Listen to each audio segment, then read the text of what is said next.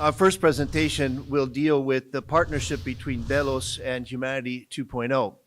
I'd like to introduce Morad, who is going to speak to us on that issue. He is a co-founder of Delos and currently works as a special advisor on human-centered initiatives. As managing partner for the company's first 5 years, Morad helped build and shape the wellness real estate industry by helping to launch industry-leading innovations such as the Well Living Lab at the Mayo Clinic and the Well Building Standard. Morad is also the co-founder of Humanity 2.0 and CEO of the Humanity 2.0 Lab. Based in Rome, this pioneering foundation and lab work with the Catholic Church to build institutions that address important human challenges, including maternal and infant well-being. Recently, he created a maternal health scholarship fund at the Harvard T.H. Chan School of Public Health, named after his parents.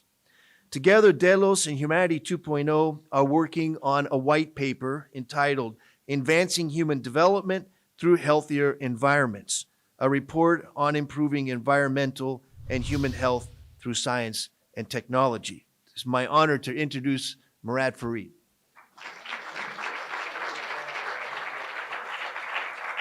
Morning. So when I tell people what I do here at Humanity 2.0, they look at me funny. I tell them I work in maternal health and they want to know why. They ask me if I had some kind of traumatic experience. They ask me if it's my passion project because they know how close I am to my mother. And they're always looking for some narrative that's very profound and complex. And the truth is, it's so simple and it's so obvious. The 9 months in the womb are the most important time in the universe to every human being. The 9 months in the womb shape the rest of every human's life. The 9 months in the womb are the most important process in humanity. Right now, we are doing this wrong. Around the world, women are dying during pregnancy, and 2/3 of these deaths are preventable. Think about this for 1 second. The most important process of humanity. We're doing it wrong. Women are dying and 2/3 are preventable. Doesn't this bother you? So I work in maternal health because it's the work that needs to be done. Still, there is something deeper. Maternal health is the most important R&D project in the history of the universe. It's been going on for hundreds of thousands of years. Its R&D budget is unlimited. And 8 billion humans depend on healthy pregnancy because 8 billion humans came from a mother's womb. Maternal health is the single greatest determinant of a healthy human being and all of our collective future. And this is why I love this organization. We can look at things existentially and then we can get very tactical. So on maternal health, the only tactical question is this: what is the single most valuable vehicle we could develop to better support pregnant women around the world? This is called the Humanity 2.0 Lab. The goal of the lab is simple: save lives and build healthier humans. That is, survive pregnancy and flourish in life.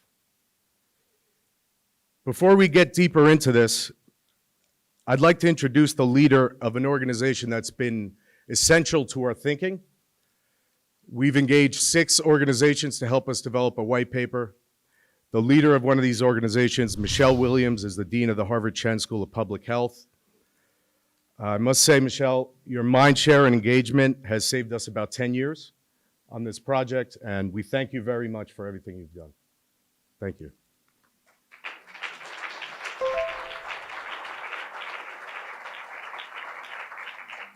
Good morning, everyone, and thank you, Morad, for that very generous introduction, and thank you, Matthew, for convening this very important meeting with such a formidable group of faith, public, and private sector leaders who bring a wide range of perspective to the table on what is, as Morad said, the most important topic on global health, and that is maternal health, particularly as it relates to pregnancy and the production of healthy thriving children who will become adults.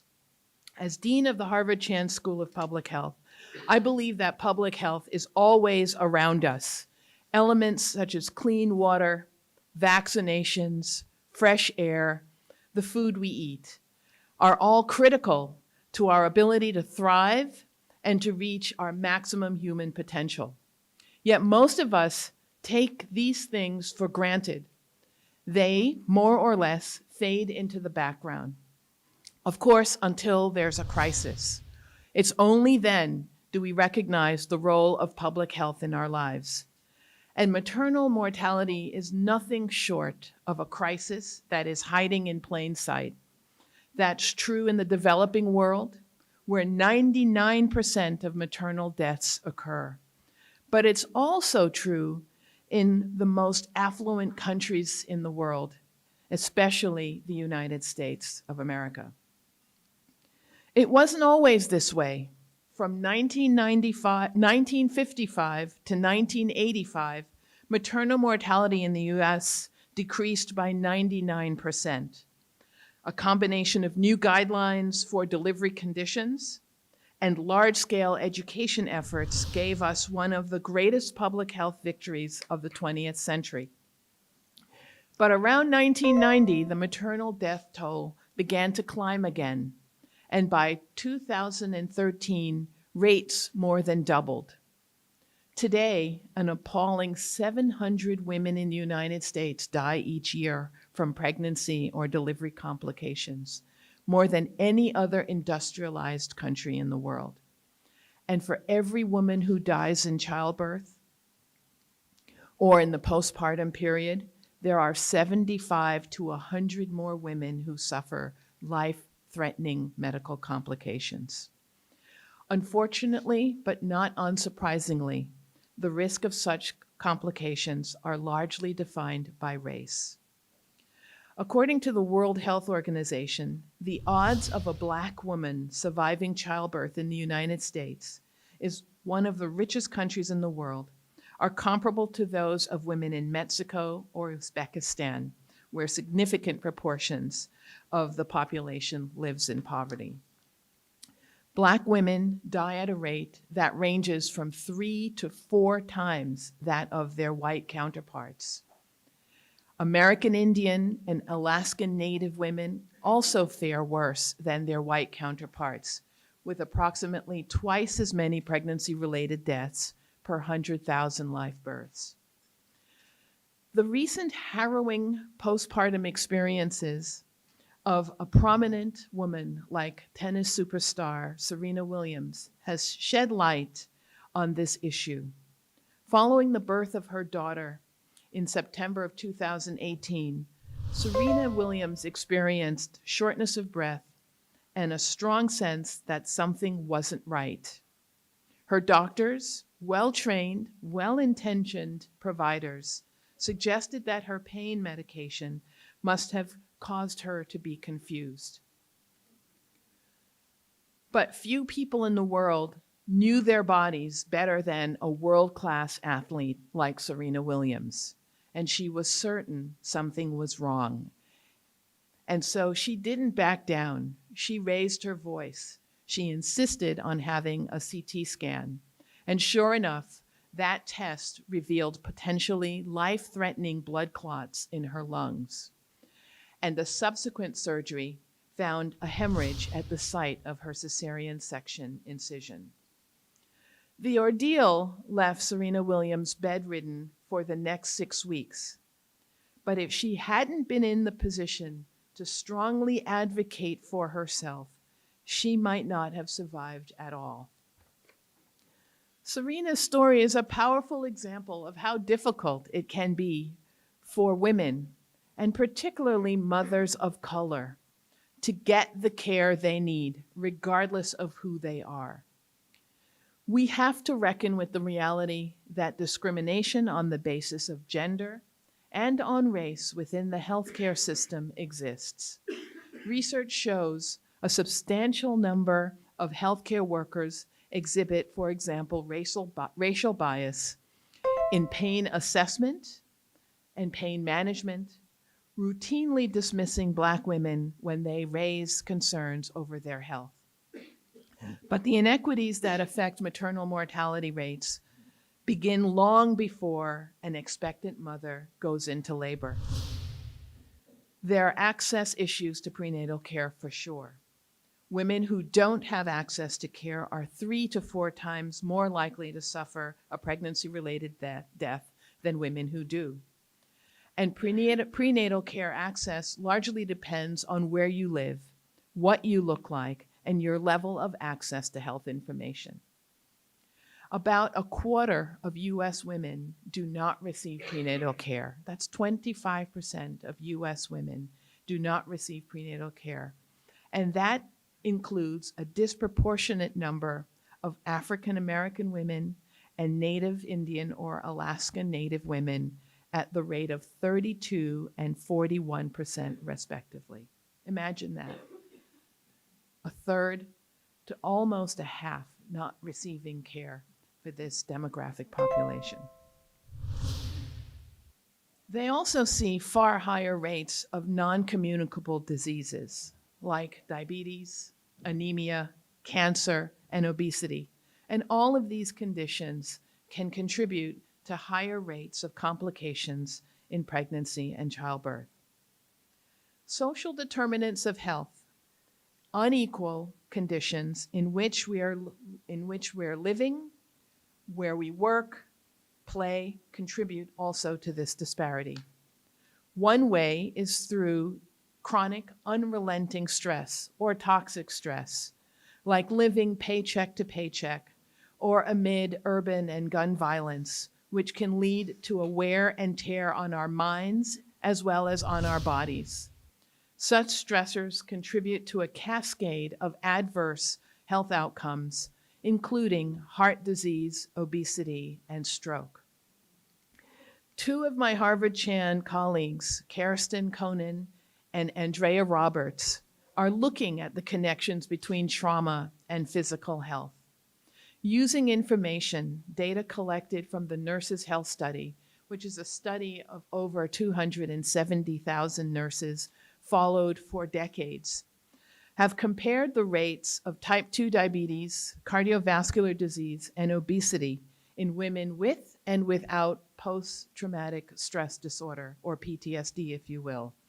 And what they've found was that women with PTSD were twice as likely to suffer diabetes as the general population.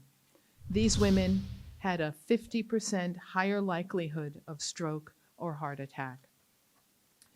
The work of Harvard Chan School alumnus Arlene Geronimus hones in on the negative impacts of psychological stress on maternal health.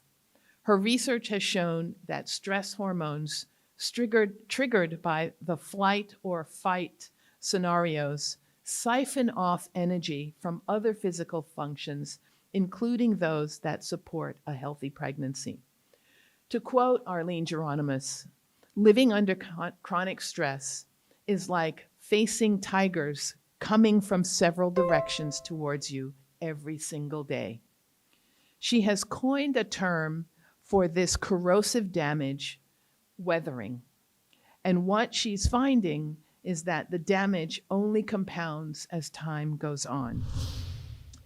It's not just women who are affected by stress. A study in the American Journal of Obstetrics and Gynecology also found that stress associated with the daily experiences of racial discrimination can increase the risk of problems such as preterm birth and low birth weight infants. And as you heard from Morad, these conditions contribute to a cascade of adverse events across the entire life course. Everything we are learning about the connections between racial disparities, socioeconomic realities, and our biology reinforces a central fact, and that is improving maternal mortality rates necessitates reducing the stressors around us. Tackling this issue, particularly in the United States, is going to require a systemic, creative, and sustained approach. To give you an idea of what I mean, I want to talk a bit about some of the incredible work that's being done by my colleagues at the Harvard Chan School of Public Health. Take, for example, the Maternal Health Task Force, a project at the school's Women and Health Initiative, which is led by Dr. Anna Langer, who you will be hearing from later this morning. The program works to end preventable maternal mortality by integrating maternal, newborn, and reproductive health care along a continuum of care. The task force is also committed to educating the public on the issue of maternal mortality, in and of itself a service that is sorely needed. Another researcher at our school, David Williams, has been enormously influential in the ways we understand racism and other social determinants of health. He developed the Everyday Discrimination Scale as a way to measure the impact of adverse social interactions one might think of as inconsequential. Everyday occurrences like receiving poorer services than others in restaurants or stores, or witnessing people act as if they're afraid of you. To hear him say it, the scale captures the way in which the dignity and the respect of people who society does not value is chipped away on a daily basis.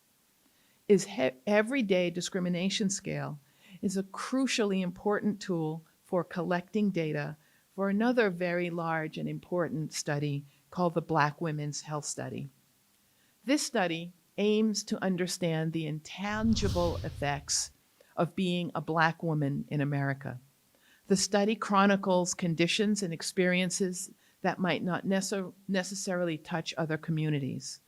The research could eventually help to lead to a broad range of changes in our U.S. healthcare culture, in public health information gathering, and in everyday society. Maternal deaths are one of the key indicators of the broad systemic problems, and we must be willing to address these problems from a variety of social, behavioral, and biomedical angles. That's part of the reason that I'm so delighted that we are gathered here today.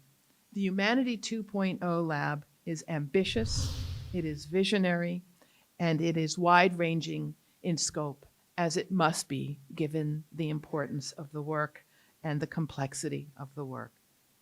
And it's going to take something bold and forward-thinking, not just to solve a crisis as complex as maternal mortality, but to begin chipping away at the broader inequities in health in our country and in countries across the globe. Part of that is going to require remembering that a healthy environment is about more than the physical surroundings. It's about more than the air we breathe, the water we drink, the food we eat, or the places that we call home. It's also about quality of lives we live, the nature of our social interactions, and the strength of our relationships, our financial security, and the kind of support and opportunities that are open to us all. These factors are central to what we call human flourishing. Professor Tyler Vanderweel, director of the Human Flourishing Program at Harvard, will be talking today about our interdisciplinary approach to this topic in much greater depth later today. And every mother and child, no matter their background, deserves an opportunity to flourish. So, a pledge to ensure healthy maternal environment is a pledge to build a more just, equitable society, and that will lead to a better health outcome for everyone, everywhere. All of us here today have a role to play, from training providers to educating communities to opening up about our own experiences with stress and trauma. This forum is a wonderful start to a real testament to our shared vision for a better future for all. So I'd like to begin by thanking you, and I'm so delighted to be here and look forward to the work that we are going to accomplish together. Thank you.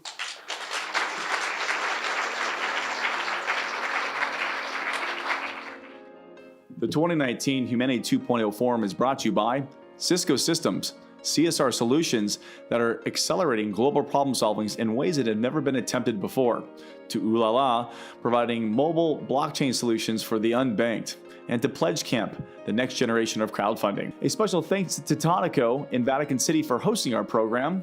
And lastly, special consideration to Burst IQ, a leader in healthcare and blockchain, to Crown Sterling, the leader in digital sovereignty and quantum encryption, to Dignity Health, delivering high quality and affordable healthcare for all. And lastly, to Falcon Ventures, is transformative as our entrepreneurs. And thank you, 1-800 Public Relations, for all your PR and media support. We'll be right back after these messages. Don't go away.